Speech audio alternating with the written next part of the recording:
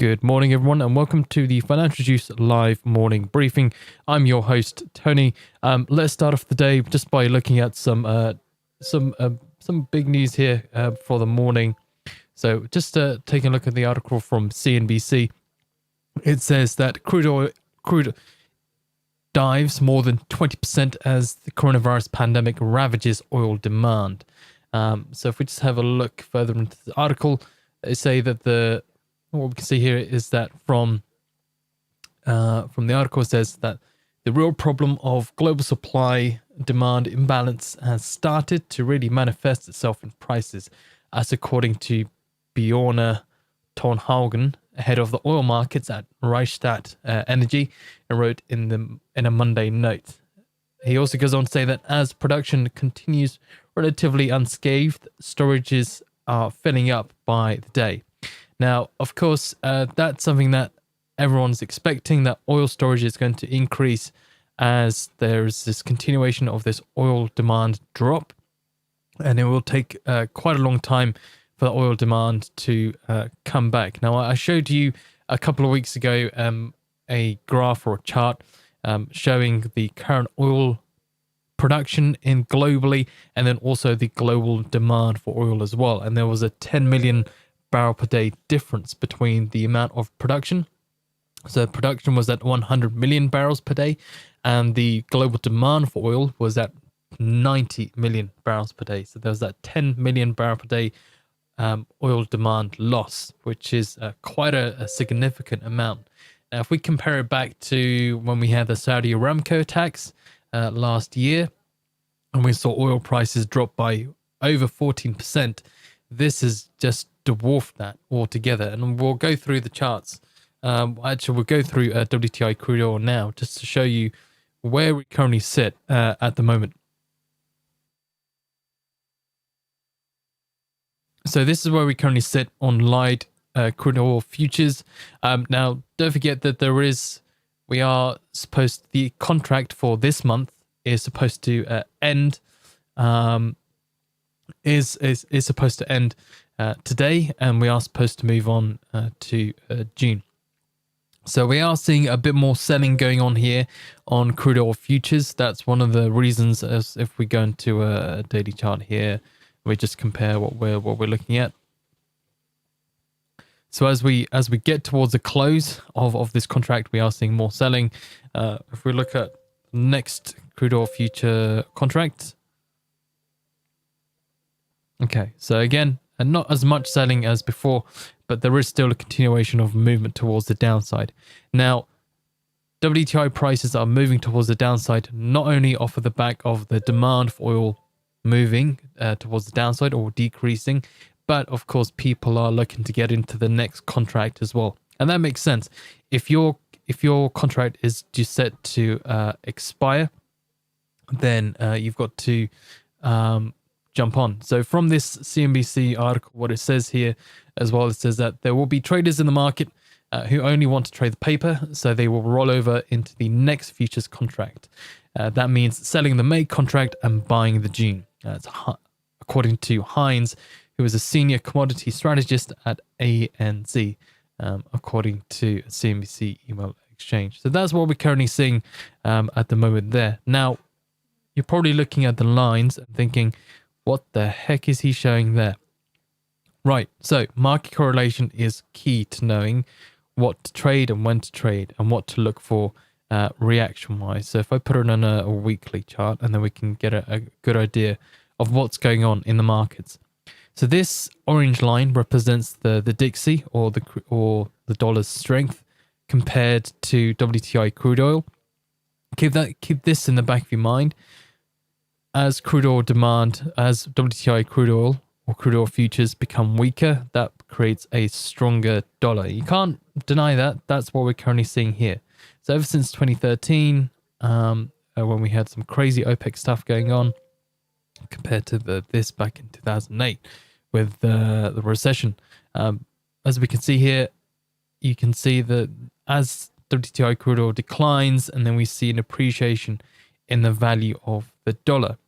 Of course, the cheaper oil is for to use, the stronger a company and a country becomes, and that's just a fact given there. So keep that in the back of your mind. As crude oil weakens, so does the dollar strengthen. Now, if we brought up the ES, we just hide the Dixie. Okay, so slightly different situation here compared to the Dixie. As we can see here, as crude oil prices, it did have an effect on ES, but not as much as compared to other. If we have a look here, if I do this here, it's about a 61% drop, or nearly 70% drop on US futures when we had the 2008 crisis going on. But as I said, if we compare it to the Dixie, if we have a look at what the Dixie experienced doing that as well, so a similar amount on the Dixie as well. As we can see, a similar amount in, well, beforehand, even before the recession fully kicked in, we can see that the Dixie had declined by over 76%. And then we started to see a recovery as people moved towards the dollar. But anyway, so that's just to keep in the back of your mind. Dollar is still strong, and US futures are moving. If we have a look here, US futures are still being hampered by this is what we currently see, that they are being hampered by WTI, or the demand for oil prices, or the demand for goods and services being imported or exported is falling off. So you're seeing that may potentially see a movement back towards the downside in US futures as companies start to get more affected within the USA. But they're looking to open up the country in May the 1st. But we'll go through that in a bit more detail. Okay. Now, talking about oil, another article that I want to go through with you guys as well.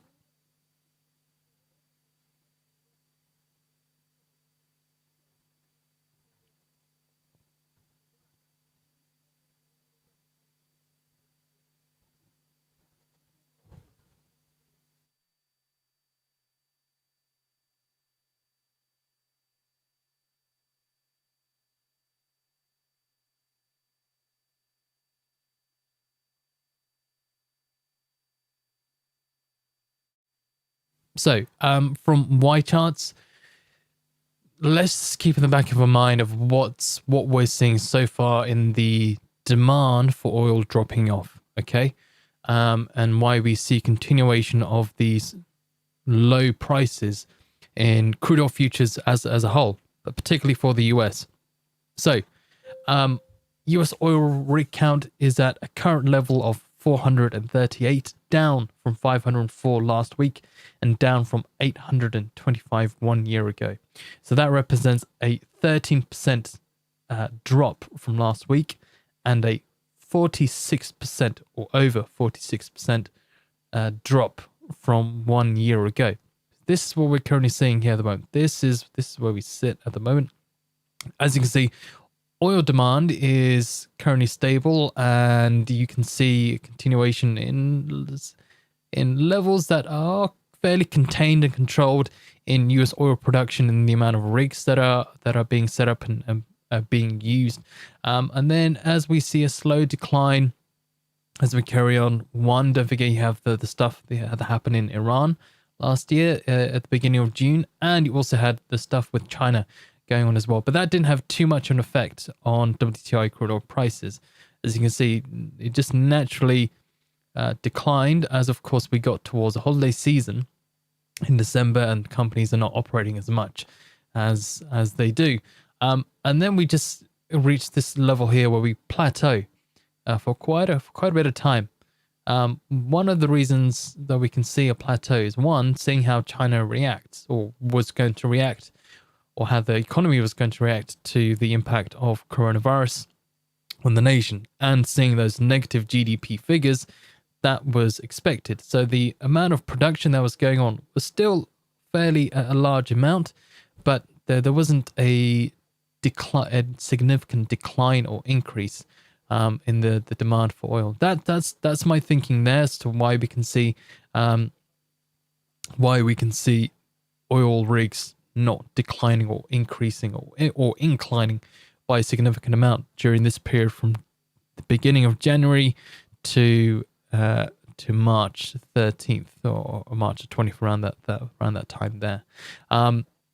Then, as we get news or word or wind of Italy becoming the epicenter within Europe and that being affected, then we start to see a further decline, a steep decline in US oil rigs being open. Now, one of the things to watch out here for is if you're expecting a U-shaped recovery in oil rigs, that's being quite hopeful. You can see how steep this decline is, that it will take a lot for us to see a V-shaped recovery. And as I said in previous recordings and live morning briefings, you have the head of the EIA, Birol, you have Birol saying that the no amount of cuts is going to offset the demand fall that we have. So if you're expecting a V-shaped recovery, I'm more pessimistic that we're not going to see that. Even a U-shaped recovery, that's more of a realistic scenario where we can see a continuation of we peel off, go down, and then move back towards the upside by 2021 or 2022 or 2021 is when we see some improvement. Now they are expecting, the EIA is expecting crude oil futures or US oil futures to sit around $35 a barrel through 2021. So they're again expecting really low prices, but not as low as what we've seen on the charts or what's been printed on the charts this morning at around, if we have a look, so at around $22.83 for crude oil futures. But if we go to just WTI crude oil, US futures, US oil, what we can see is this huge oil price cut, where we're currently sitting at, let's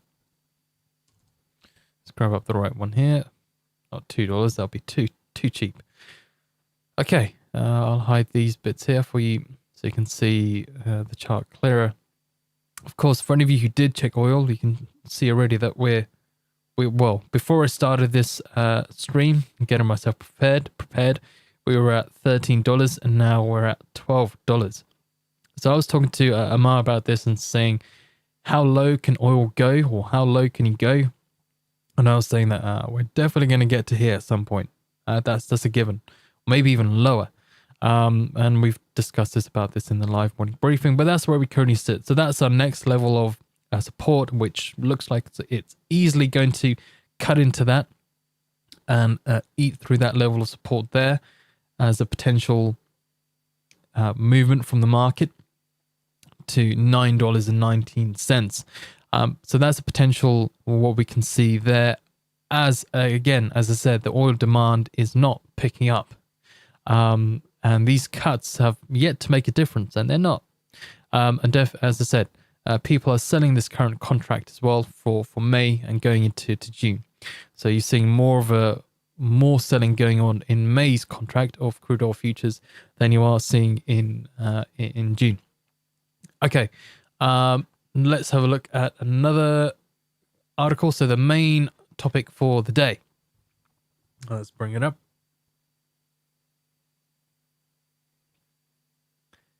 So, British households, they face disposable income fall of £515 per month. That's a significant amount for anyone that's not doing so well or doesn't have a job to keep themselves afloat during the pandemic, where they're having to stay at home and they're having to live off the government, even more so than they did before the complete lockdown. What it says here, so British households will have $43 billion less cash available for essential spending between April and June as the UK slides into its deepest recession in decades. So that's their opinion there, that we're going to be sliding into our deepest recession in decades. I see this as a temporary hit to the market. There can be some permanent effects to the UK's to the UK, but that's something that we'll discuss in another live morning briefing. So disposable income earned by UK households once it has been adjusted for tax and benefits will be 17% lower in the second quarter of this year, according to analysis from the Centre of Economics and Business Research Consultancy. So again, as I said, as companies are having to shut down and they're not able to get back up so quickly as they can, that's why you're seeing this downfall in the amount of cash that UK residents have. That's a given, but it just depends on how much the UK government decides to throw money at to these people who are not working, and then how much debt will the UK government have after the coronavirus pandemic is also another thing for the UK to consider. And I think if we're talking about opinions and we're looking at, and we're just trying to see into the future, one, of course, it's a definite that there is going to be a lot of debt that these not only small businesses will have to stay afloat. Now, there is a grant of £25,000 for small businesses that are earning less than not earning too much, but they are still offering debt to these small businesses to stay afloat. Now, once those businesses can't handle the debt that they have to pay back, if they're not able to get back up fully as much as they want to, or as quickly as they want to, then you're going to see a really negative effect on these businesses, where you see them fold altogether, and the debt hurts these UK businesses and the UK economy more than ever compared to the financial crisis. But that, again, that's worst. That is the worst case scenario, where we see UK companies being completely, most UK companies who are considered non-essential being affected. I say it's a short-term effect, and hopefully once we get things back up and running, things will slowly get better. So that's my opinion there. Now, Brexit. So, big old Brexit. If we just bring that up here for you.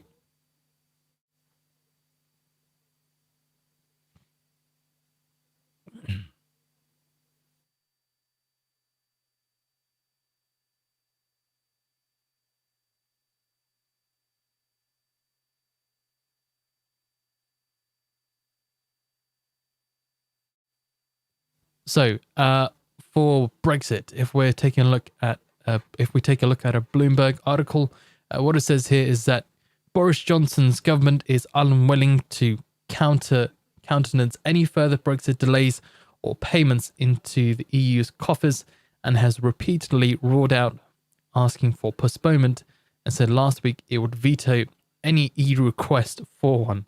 Now, not only do you have the coronavirus pandemic running around and hitting economies very hard, you also have, for the UK, Brexit discussions.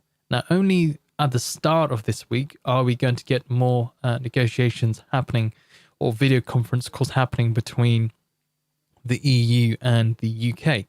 But if we're looking around May 7th, where we come out of a lockdown in the UK, or a slow release of lockdown restrictions in the UK, it doesn't give us enough time. June 31st is when we have our deadline in the UK to ask for an extension. But if that's not going to happen here, from the UK side, it's a very, very negative thing. If we were to take a look at the pound so far, see where we sit, so the British or the cable, this is what we currently see at the moment on the British cable, that we are seeing continuing. Well, we did see some strengthening from around March, as when we could see that the dollar was being sold quite heavily, and we could see that the British pound is moving towards the upside. But things are looking quite level and square at the moment. We don't see as much strong buying momentum as we did compared to around last month, but we saw a significant amount of buying. But it is staying stable and steady at the moment. If we took a look at a daily chart, this is what we currently see. So that's our last huge high back in 2014, and then previously during the recession. So from $2, we currently sit at $1. Not from $2, from £1, from £2 around there to £1 and 24 cents. Or 24 pence. So reaction from the pound at the moment, we're not seeing too much movement going on from the opening of the Brexit talks. We'll just expect that what we can see here is we could potentially see a movement towards the downside, as we've hit this level of resistance here on the cable. But again, looking at the level, we have a weak level of support here, but a slightly stronger level of support here. We could see a rebound from this level here if we move towards the downside for the day, and then back towards the upside. But I don't see us getting to that high point there for the foreseeable future. One, because of Brexit happening, and two, because of the effects of the pandemic that it's having and that is going to have on the UK's economy as well. So that's just to give us a little bit of a look. Now, the reason why I say it's going to be a slippery and a Brexit's slippery, slimy, unforgiving path is because of the coronavirus and the UK government not looking for an extension. You've got businesses that are currently in lockdown and country in lockdown. Instead of giving a bit of breathing space that is required, I mean, we already don't have that much breathing space of doing a deal within when we had from January, we had 11 months. So we don't have too long left to come up with a concrete deal that works for the UK and the EU as well. And now, as we've had a couple of months of not a lot of things happening in the Brexit negotiations, we are given less time to come up with a proper package. So it's going to be unforgiving. GDP, if we're talking about the impact of the economy, I'd expect cable to move towards the downside, and that a lot of that stuff will be priced in as we continue to reach our December deadline at the end of the year to finally leave the EU. So, Britain and the European Union will start talks Monday over their future relationship, with time running out to get an agreement after a 6-week interruption caused by the coronavirus. If we just go back to this article here, again, just a reminder, transition ends on the 31st of December this year, according to Frost, who is the Brexit negotiator for the UK. One of the key areas of disagreements at the moment, is what we can see, is competition policy, where the EU wants the UK to commit to a so-called level playing field to prevent the bloc's economy being undercut. Now, that's to do with financial services, exporting goods and services as well, in and out of the UK to other nations, but also to EU nations as well. You've got to still remember 46% of our exports business comes from working with the EU. That's quite a significant amount there. One of the other key areas at the moment as well is fishing, where the EU wants continuing access to British waters. Again, do we have enough time? If they can pull off a miracle, I don't think we have a lot of time, or the right amount of time that is needed to come up with a deal. But again, what is the right amount of time? Is 2 to 3 years correct? And now it's been cut down to 11 months, or less than 11 months now. We've got to see how that plays out. Okay, one more article as well. We just have a look at another one. One of the other things that I wanted to keep in mind is where we sit in the USA. How is the USA dealing with the coronavirus? Now, you've got to remember, New York is the current epicenter within the USA for coronavirus cases. If we're looking at this Financial Times coronavirus case tracker or deaths tracker, what we can see here, so new deaths in many urban epicenters are now plateauing or beginning to decline. New York here is we're seeing this nice curve of where we're moving towards the downside or decline in numbers. So again, remember, when people get scared in the markets, you see them moving towards safe haven assets such as the dollar, and they take and also securities as well within the dollar, or other foreign securities, maybe in the Japanese yen, in the Swissy as well, to protect their money from being harmed by the effects of a risk-off environment where everyone sells risky assets. But here, as we can see, as I said, we see some positive movements out of, or figures coming from New York, which is, again, are we seeing more of a risk-on appetite coming back within the markets? Well, if we take a look at US futures and have a look what we see, from what I can see, things are not looking.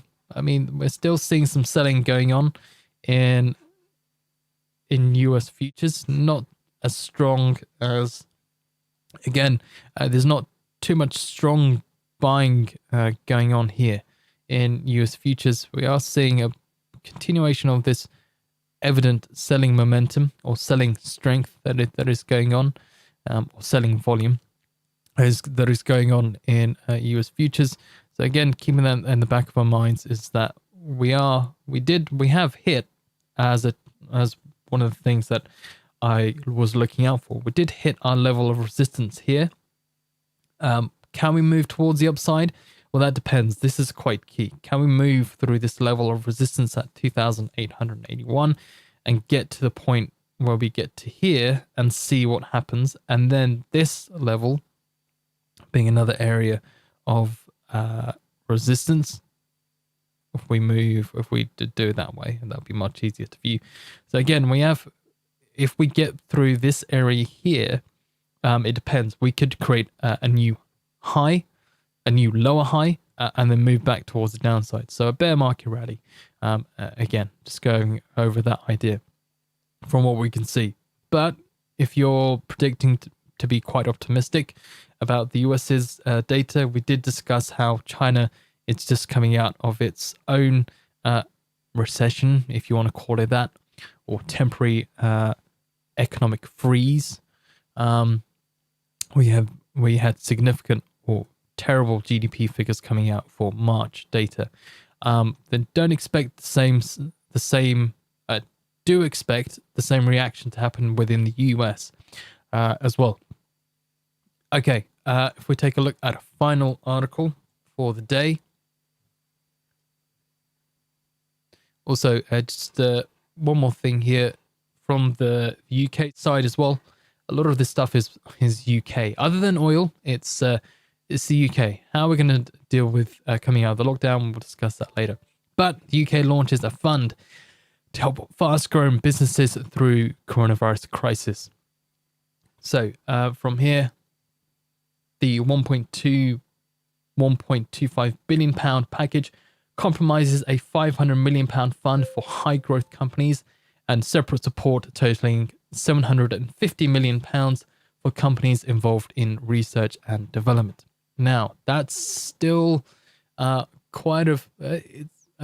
a lot of money, but not as much money as the UK has pumped in before, of £350 billion to support small businesses. And then you have the Bank of England coming in and also considering buying up corporate debt as well, buying these gilts, and they've been doing that every single day, is what we've seen from the Bank of England. So, a survey from the Office of National Statistics also showed that 25% of businesses had paused trading since the lockdown. So that's quite a significant amount there. Again, just something to keep an eye out that what governments are doing in regards to supporting their economy. If we're talking about from a financial point of view. Other than that, we did have some comments yesterday from Trump. I don't really see any too significant comments coming out from him from his press conferences. A lot of his comments from what I've seen in past press conferences has been kind of the same.